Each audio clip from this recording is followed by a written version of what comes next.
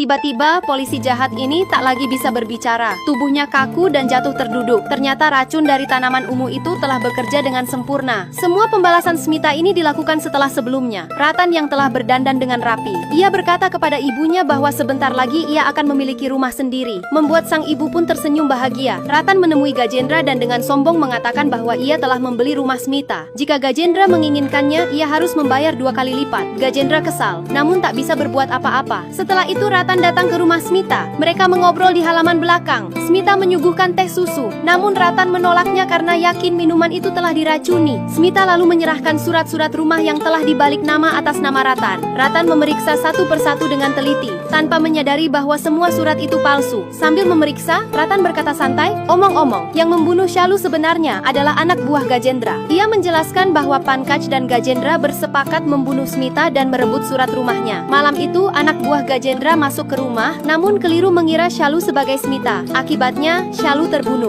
Mendengar itu, wajah Smita menegang. Amarah dan kebenaran akhirnya menyatu. Tiba-tiba, Ratan tak bisa berbicara. Tubuhnya kaku dan jatuh terduduk. Ternyata racun dari tanaman ungu telah dioleskan Smita pada lembaran surat palsu tersebut. Smita memandang Ratan yang kesakitan sambil perlahan menyesap teh susunya. Tak lama kemudian, Mali datang membawa setengah uang hasil penjualan rumah. Separuh lainnya telah ia transfer ke rekening Smita. Kini, rumah itu resmi menjadi milik sang profesor. Smita membakar surat-surat palsu di hadapan Ratan yang tak berdaya, sementara Mali memasukkan tubuh Ratan ke dalam karung. Sebelum pergi, Mali menatap Smita dan berkata, "Kau harus selalu waspada pada siapapun. Jika butuh bantuan, panggil aku kapan saja." Mali pergi menuju jembatan dan membuang Ratan yang masih hidup ke sungai. Sementara itu, Smita meninggalkan rumahnya dengan hati berat. Rumah itu penuh kenangan tentang mendiang ayahnya. Kini ia pergi, membawa luka, kehilangan, dan kebebasan yang dibayar mahal. Setelah semua yang terjadi, Smita meninggalkan kota itu dengan kereta api. Ia memilih pergi jauh, berniat memulai hidup baru, dan mengubur masa lalunya. Saat Smita naik ke dalam gerbong, Sunil justru turun dari kereta yang sama. Mereka berpapasan tanpa saling menyadari sebuah kebetulan yang terasa dingin. Di dalam kereta,